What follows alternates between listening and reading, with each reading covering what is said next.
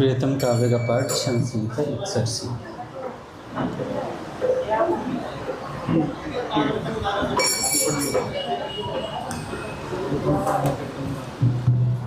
ललितां वाङ्मयीं ध्येयां रामदत्तापदाभिधाम्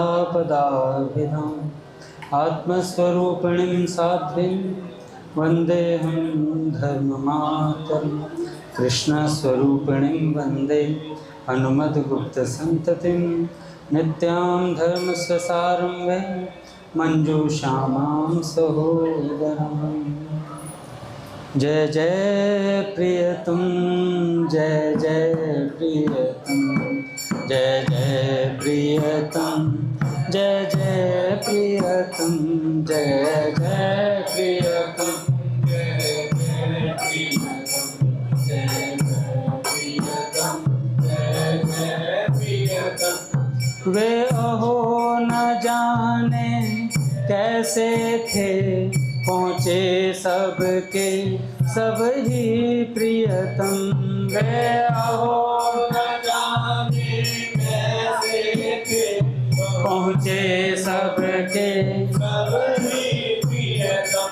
केवल दो घड़ी लगी एवं दिखी वह राज पूरी प्रियतम।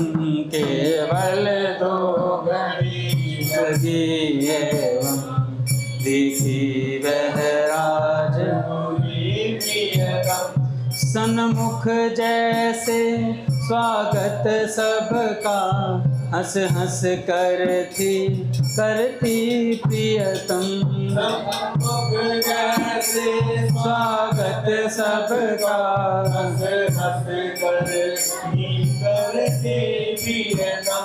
सीमा पर खड़े महाराजा थे, मंगल कलश लिए प्रियतम। सीमा पर खड़े महाराजा मंगल कलश लिए प्रियतम। विभुता का हुआ प्रकाश सत्य अद्भुत उस नृपपुर में प्रियतम।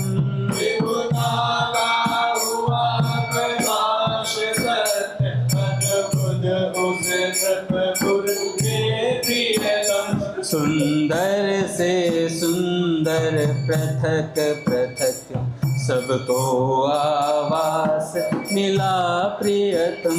सुंदर से सुंदर पृथक पृथक सबको आवास मिला प्रियतम। सपने में भी उन सबको जो सुख सुविधा थी न मिली प्रियतम।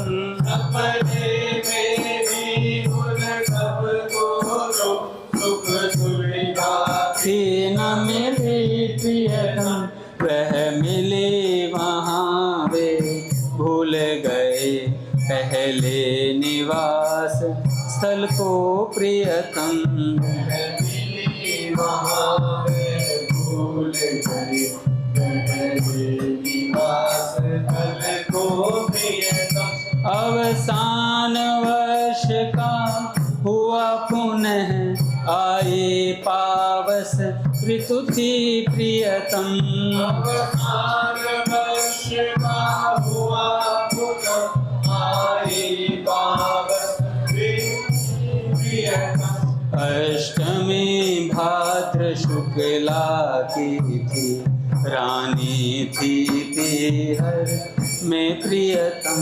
अष्टमी भाद्र शुक्ला की थी, रानी थी पीहर में प्रियतम। मध्याह्न हुआ था नहीं अभी, थी देर दंड दो की प्रियतम। मध्याह्न हुआ था नहीं अभी, थी देर दंड दो की प्रियतम।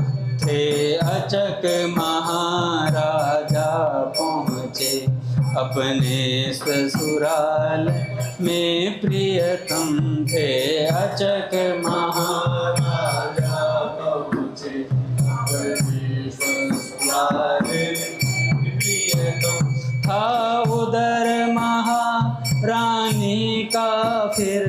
तेजो में परम बना प्रियतम।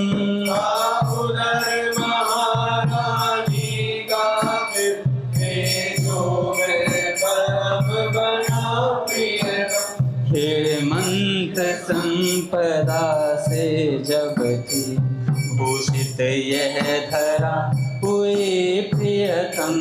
हेमंत संपदा से जब थी भूषित यह धरा हुई प्रियतम। 9 मास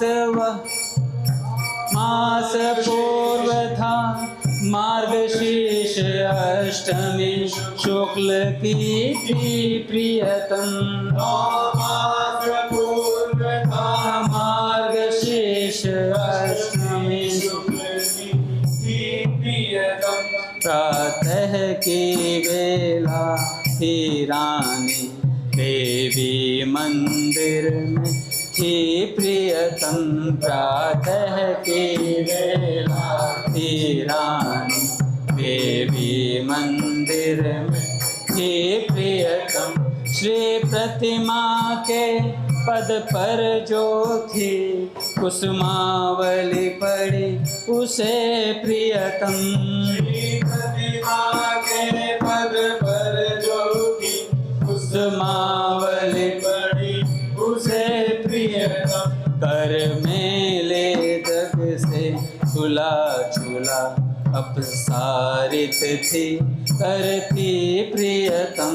कर मेले दग से झूला झूला अपसारित थी करती प्रियतम। थे नहीं अभी राजा आए अर्चन के लिए वहाँ प्रियतम। नहीं अभी राजा आए अर्चन के लिए वहाँ प्रियतम। कर रही अकेली रानी थी पूजा की तैयारी प्रियतम। कर रही अकेली रानी थी पूजा की तैयारी प्रियतम। जय जय प्रियतम जय जय प्रियतम जय जय प्रियतम जय जय प्रियतम जय जय प्रियतम जय जय प्रियतम जय जय प्रियतम। बोले राधा माधव सरकार की जय। पूज्य श्री भाई जी महाराज की जय। पूज्य श्री राधा बाबा की जय। पूज्य मैया की जय। अपने प्यारे भैया की जय। पूज्य दादा की जय। भक्तवत्सल भगवान की जय।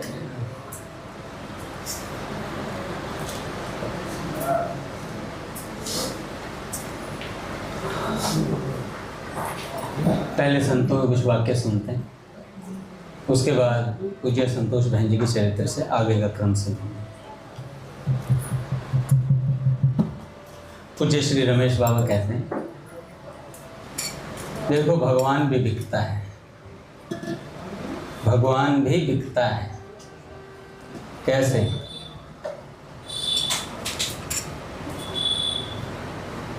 मूल्य नित्य निश्चित है मेरा प्रेम प्रपूरित राधा नाम। चाहे जो खरीद ले मुझको मुझे सुना कर राधा नाम। तो राधा नाम से प्रभु बिक जाते हैं। तो पूज्य रमेश बाबा कहते हैं, मीरा जी ने भी कहा, मायरी मैं तो लीनो गोविंद मोह। मैंने श्री कृष्ण को खरीद लिया। तो क्या भगवान भी बिकता है? हाँ, भगवान भी बिकता है। स्वयं भगवान ने कहा है, तुलसी दल मात्रेण जलस्य चुल्केन वा। मैं एक तुलसी दल, एक चुल्लू पानी पर भक्तों के हाथ बिक जाता हूँ, बिक जाऊँ एक चुल्लू जल पे।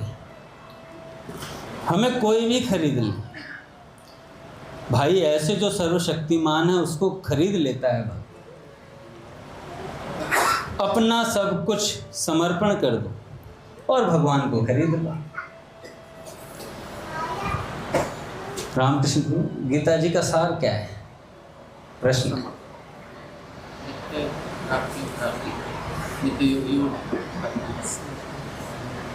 संसार से मंदिर नहीं यार, साधक संजीवनी पूरी पढ़ ली।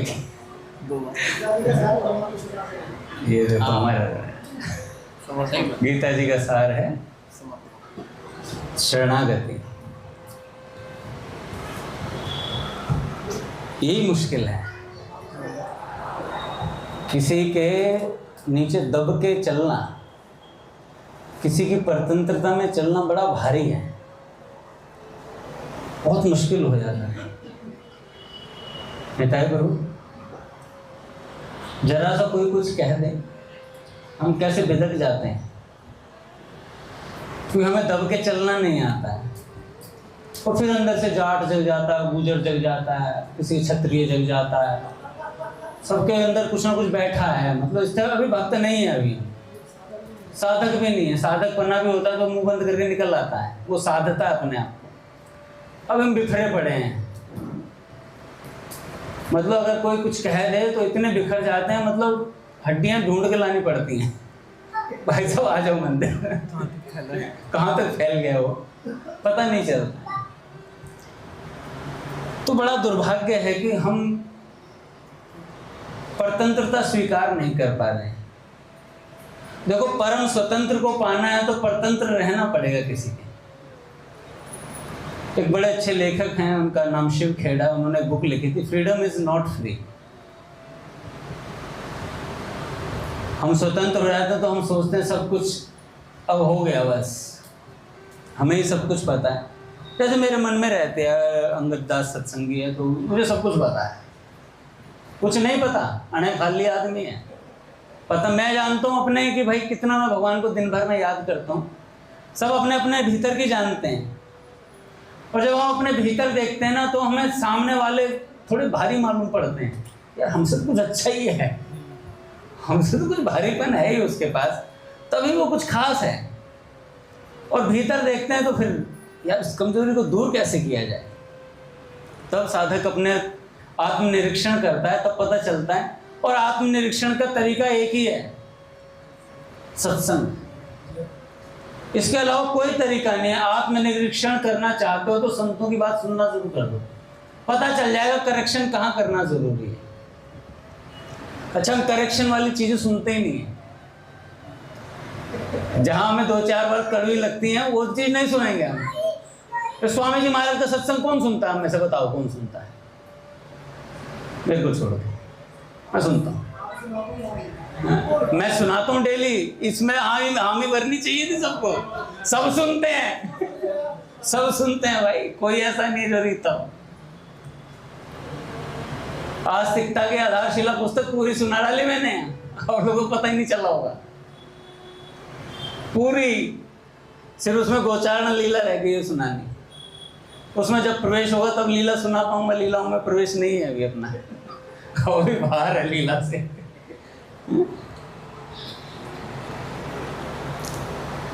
लेकिन दुर्भाग्य है, हम जैसे लोग लड्डू कचौड़ी रुपया पैसा भोग में बिक जाते हैं। मैं नहीं कह रहा, पूज्य श्री रमेश बाबा जी कह रहे हैं। जो लड्डू कचौड़ी में मल मूत्र में बिक गया वो भगवान को क्या खरीदेगा?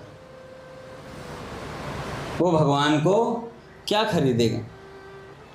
भगवान को तो वही खरीद सकता है जिसने यह मान लिया कि यह अनंत धन संपत्ति सब श्री कृष्ण की है। पर हम जैसे तो नोटों का बंडल बांधते हैं, धन के आगे किसी को नहीं गिनते।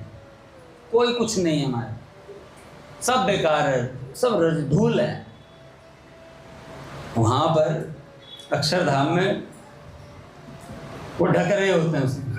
तो उनकी पत्नी कहती है, मैंने जब से स्वामीनारायण का सत्संग सुना है तो प्रभु आप इसे ढकिए मत, मैं तो इसे धूल ही समझती हूँ। धूल बेकार में धूल पर धूल डालते हैं।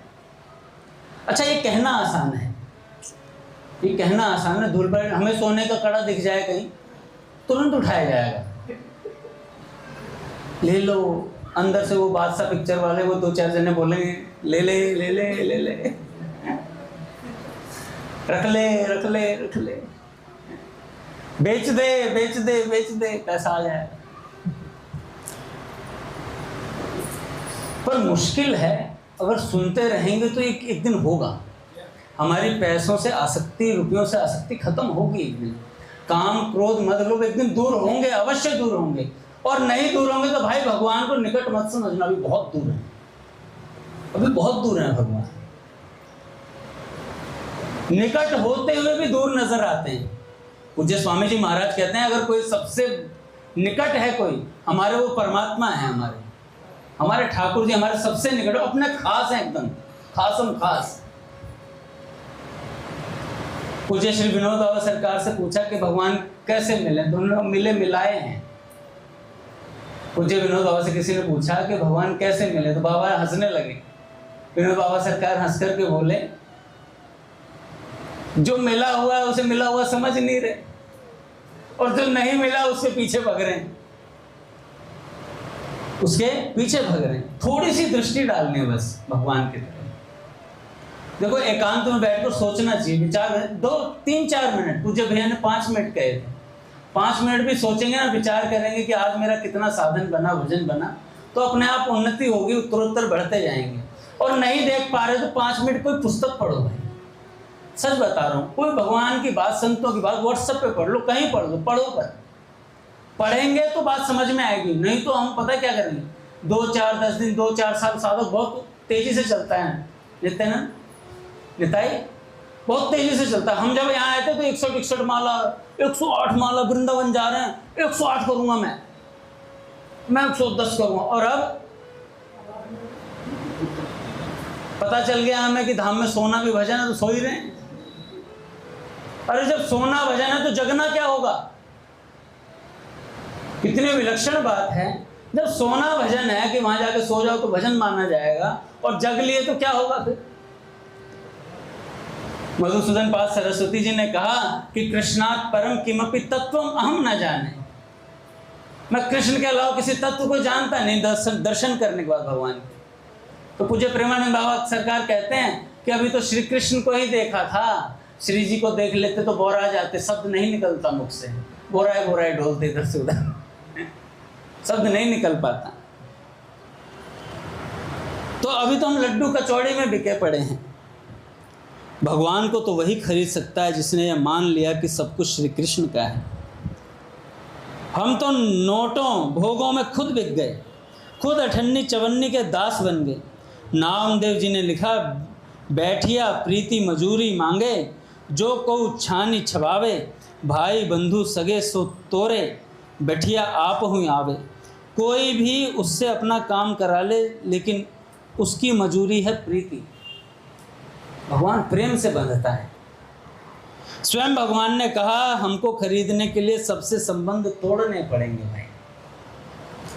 दारा स्त्री से, आगार मकान से, जमीन जायदाद से, पुत्र बेटा बेटी से, आप्त माता पिता बंधु बांधवों से, प्राण मतलब प्राणों से, वित्त मतलब धन से, इमम इस लोक के भोगों से, और परम मतलब परलोक के भोगों से।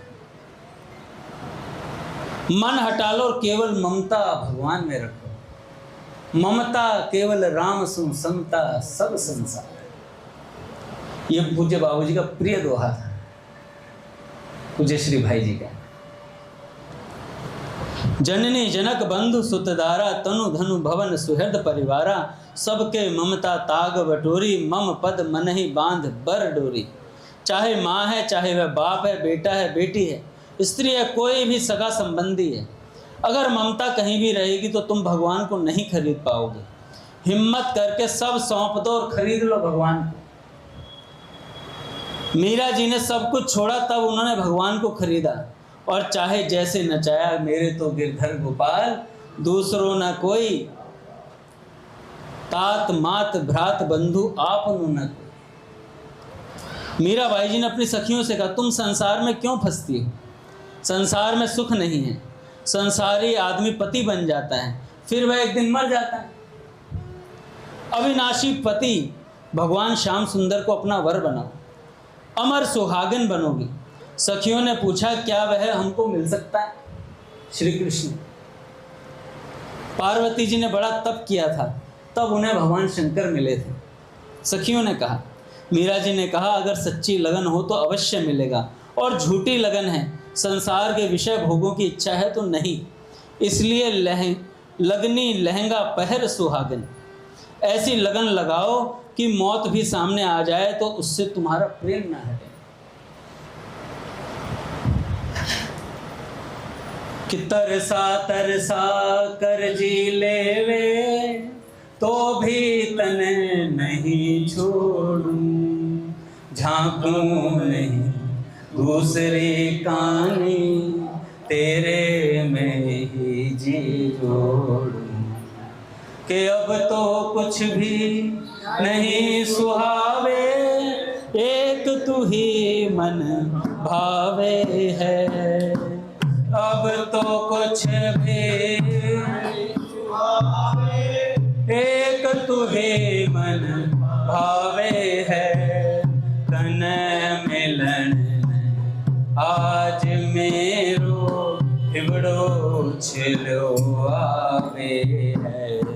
तन मिलन आज मेरो हिबड़ो छिलो आवे। तो भक्त प्रहलाद की भी ऐसी लगन थी। उनको आग में जलाया गया, समुद्र में डुबाया गया, दिग्गजों से कुचलवाया गया, तब भी उन्होंने अपनी निष्ठा नहीं छोड़ी। प्रहलाद जी ने कहा, जो भगवान की भक्ति तो करता है पर प्रत्युपकार में भगवान से पैसा, भोग, कामनाओं की पूर्ति की चाह रखता है, वो भक्त वक्त कुछ नहीं, वो तो बनिया है, वो तो व्यापारी है, बनिया है। इसलिए हर व्यक्ति को चाहिए कि भगवान को पकड़ो, भगवान के भरोसे रहो, सच्चे भक्त बनो, कमजोर नहीं बनो। कबीर जी ने भी कहा कि कबीरा सब जग निर्धना, धनवंता नहीं कोई, धनवंता सोई जानिए जाके राम नाम धन होए। मीरा जी ने भी कहा, पायो जी मैंने राम रतन धन पायो। भगवान सच्चा धन है तो फिर पैसों को क्यों पकड़ता है? जो भगवान को छोड़कर पैसे को पकड़े हुए भक्त नहीं। किसी भक्त में भावना करना भगवान की भक्ति से भी बड़ा है। किसी भक्त में भावना करना भगवान की भक्ति से भी बड़ा है। भगवान ने भागवत जी में कहा कि हमारे भक्त की पूजा हमारी पूजा है। मोरे मन प्रभु अस विश्वासा, राम ते अधिक राम कर दासा। लेकिन यह बात जीवन में नहीं आ पाती। आदि पुराण में भगवान कहते हैं, जो मेरी भक्ति करते हैं वे भक्त नहीं हैं, जो हमारे भक्तों की भक्ति करते हैं वे मेरे असली भक्त हैं। भक्त का शरीर भी पांच भौतिक होता है, उसमें शरीरगत विकार दिखाई पड़ते हैं। कहीं कोई भक्त बीमार है, कोई गरीब है, ऐसी स्थिति में भी उनमें दोष दिखते हुए भी प्राकृत बुद्धि ना आए, यही उपासना है। 60,000 वर्ष तक तुमने भगवान की पूजा की, उससे तुम्हें जो फल मिलेगा वह भक्त की एक बार पूजा करने से मिल जाता है। हमारी वंदना से 100 गुना बड़ी हमारे भक्त की वंदना करना है। हमारे कीर्तन से 100 गुना बड़ा हमारे भक्त का कीर्तन करना है। इसलिए भगवान को बड़ा प्रिय है नाम दे तुकाराम। बड़ा भगवान विट्ठल विट्ठल विट्ठल कैसे गाते थे सारे भक्त ने भगवान का नाम, और भगवान को इनका नाम बड़ा प्रिय है। वाल्मीकि जी ने भगवान से कहा था, हे प्रभु उसके हृदय में आप निवास करो जिसका भक्तों से प्रेम हो। जब हमारा हृदय कोमल बन जाएगा तब भगवान आ जाएंगे। अभी तो कमल नहीं है, क्योंकि अभी उसमें विषयों की कीच भरी हुई है। दुष्ट इंद्रियां विषयों की कीच लाती हैं और अंतःकरण में जमा कर देती हैं। विषय अंतःकरण को केवल गंदा करता है। यह बात श्रीमद् भागवत में कही गई है। ये सड़ी कीचड़ जो हमारे मन में जमा है, काम की, क्रोध की, लोभ की, मोह की, मत्सर की, इसे मनुष्य दूर नहीं कर सकता। न मनुष्य में इतनी शक्ति है, फिर कैसे दूर होगी ये कीचड़? केवल भगवान के नाम से, रूप से, लीला से। यह जो अनादिकाल की कड़वी और सड़ी कीच है, यह दूर हो जाएगी भाई, केवल भगवान के नाम से। विषय से अंतःकरण दूषित हो जाता है। हम जितना मलमूत्र भोगते हैं वह सब सीधे हमारे अंतःकरण में संस्कार रूप में जमा हो जाता है। इसलिए भोग भोगने वाले मनुष्य को सूअर कहा है, क्योंकि सूअर वही करता है, वही रहता है जहां मलमूत्र रहता है। अतः सब गंदगियां मन में जमा हैं और वे एकमात्र भगवान के कथा अमृत और कीर्तन अमृत से दूर हो सकते हैं।